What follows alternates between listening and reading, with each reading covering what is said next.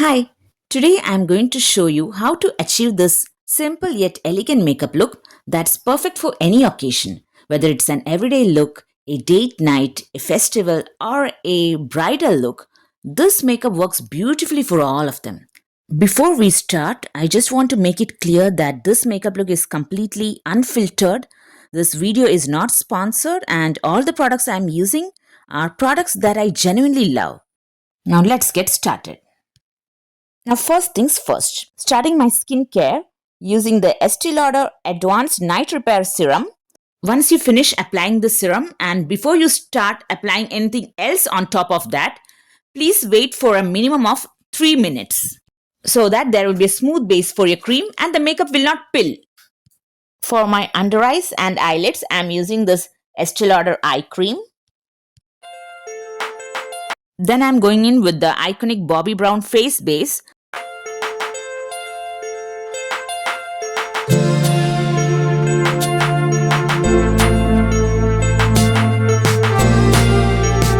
To color correct, I am using this shade from Chaparral Concealer Palette under my eyes, around my mouth, and over my eyelids as an eyeshadow primer. Once I am done with one under eye, I am immediately setting it with the Kylie Cosmetics setting powder. You can also do that. See, now I am doing the other eye, and again immediately I'll set it with powder. For setting, I am using the Kylie Cosmetics setting powder in the shade 100.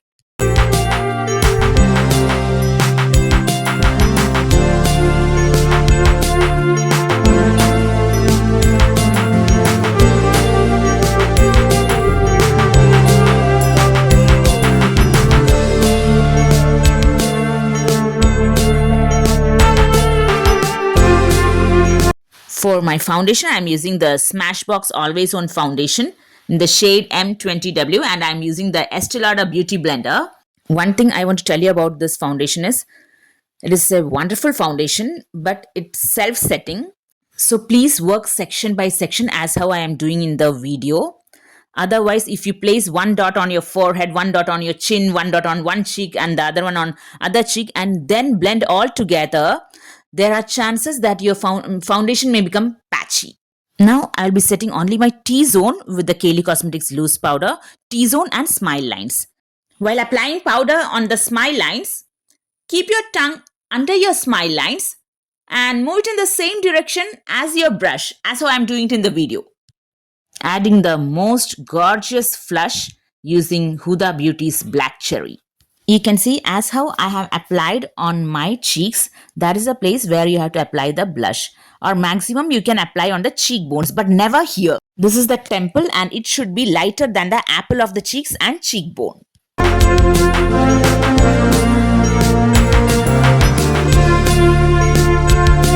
Always blend upwards.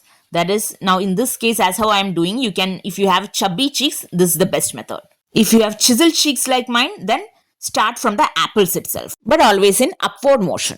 For contour, it's the Character Cosmetics contour palette.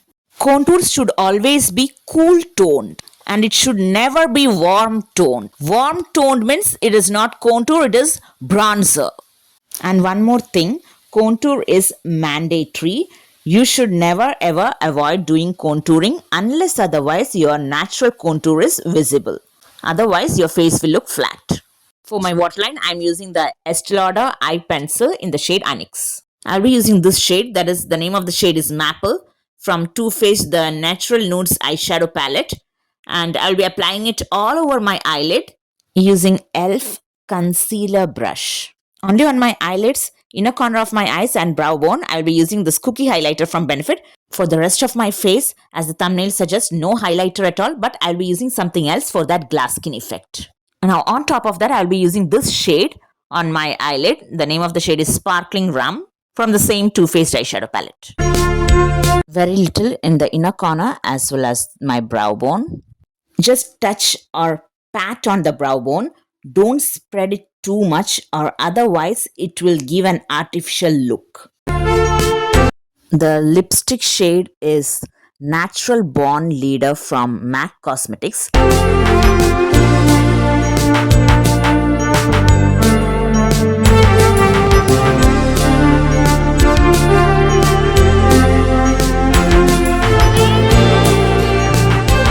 And one more thing I wanted to tell you, that if you have skin folds in the outer corner of your eyes like me, then as soon as you apply any of the cream or liquid product, immediately set it with a setting powder. Now this setting spray I'm spraying not only to lock my makeup but also to act as a sticky base for the product that I'm going to apply on top of it. This is the Kaylee Cosmetics lip gloss and the name of the shade is Daddy's Girl. It gives our lips a beautiful bluish pink shine and I really like that. Finishing with a very thin layer of Gucci gel for that glass skin effect. Apply only a very thin layer of Gucci gel, otherwise it may lift the makeup underneath and cause it to move from its place. Look at that shine. I know camera captures some of it, but it's nothing close to what you see in person. Now once again I'm setting my face with the same setting spray, that is the Charlotte Tilbury's Airbrush setting spray, to melt all the layers of makeup together.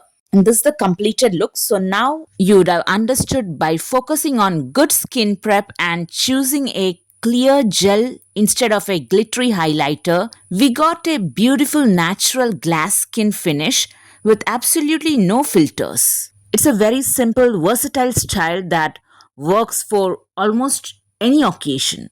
If you enjoyed watching this tutorial and the realistic approach to makeup, please hit that subscribe button and leave a comment below. Thank you so much for spending your time with me today, and I will see you in the next video. Till then, bye.